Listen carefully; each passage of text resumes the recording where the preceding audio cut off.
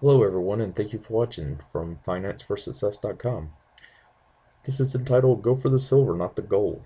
Personally, I believe that gold is overinflated, overvalued, and will decrease drastically over the next 5 to 10 years in time. Alternatively, investing in silver, however, may not be a bad idea. My rationale isn't that of others, and I'll tell you why in a minute. First, let's look at a few points about silver, though. Silver is a malleable metal alloy that's been around for about 7,000 years and has always seemed to be second place to gold, even the Olympics.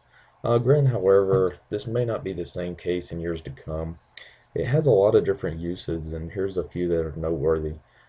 Jewelry, coins, conductors, microchips, windows, ointments, film, clothing, metallic coatings, filtration systems, medicines, mirrors, glass, engines, silverware, solar energy panels, computers, batteries, musical instruments, medical equipment, dentistry, and quite a few more to name. Major part of my argument, most commonly heard on the media and from amateur investors, is that purchasing precious metals such as gold and silver are necessary for apocalypse. This is quite comical to me and maintains no rationale train of thought. The hype that gold and silver will be the standard trade of the American dollar devalues to if the American dollar devalues to zero is nothing more than a myth conjured by the precious metals industry. Let's imagine for a minute that the dollar has lost all value, though. Let's just take their example. It's completely worthless. You stockpiled food, water, armed yourself against intruders, protect your household. You have enough food and water to last months. Your neighbor has diligently, on the other hand, been purchasing gold and silver coins for the day to come when the economic collapse occurs. Well, obviously, eventually he's going to need some food and water to survive, and because he can't go to the markets. After all, there are no markets. Uh, all the stores have been ransacked, looted, armed gangs stand in the street, stealing, plundering everything, everyone from everyone. And there is no government, obviously. Your neighbor offers you an ounce of gold to trade for. The gold coin today is worth $1,600, remember? Now, how much food and water, or maybe even some ammo, are you willing to trade in this situation? After all, you can't go out and replenish your food or water supplies. There's no markets. Personally, gold or silver at this time will be worthless. It holds zero intrinsic value during a major economic collapse. So for people to argue that they are stockpiling gold and silver for an economic meltdown is laughable to me. If the dollar becomes worthless, then the American economy will be in a state of panic, and you won't be able to trade 1,000 gold coins for a single gallon of water. Now, in today's market, let's look at Utah. Utah is one state that does recognize gold and silver as legal tender.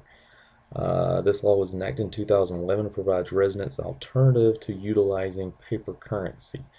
The act does allow for a depositor of gold or silver to, in effect, utilize something such as a debit card as a form of payment by spending up to 80% of the gold or silver's current value that they have on hand.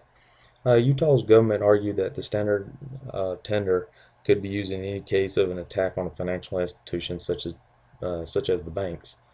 But call me a pessimist in the room, because if there's an attack on financial institutions, then what separates gold transactions from currency debit card transactions? These transactions are still utilizing the financial institution's main channels, and the tangible gold and silver would be seized by the government anyway. So what's the silver lining here? Let's look at a quick history. Um, April 5th, 2013, silver closed around 27.35 an ounce. 2003, silver traded for approximately $5 an ounce and peaked in the last 10 years, 2011, at 45.83 an ounce. Besides 2011, silver has had one other major spike in price, which was in 1980 when silver reached nearly $50 an ounce. Silver prices, like gold or any other commodity or stock, are affected by public perception as much, if not its own intrinsic value, which explains generally the drastic outliers in the market. At 27.35 an ounce, I believe silver is a good price. At $1,600 an ounce, I believe gold is way overvalued and therefore not a very good buy. For these reasons, I personally believe that if you want to invest in precious metals, don't believe the doomsday scenarios as a rationale to buy. Invest in silver because it's a tangible asset that currently has intrinsic value in many uses and is priced accordingly. Therefore, I'd say go for the silver and not the gold. And thank you for watching.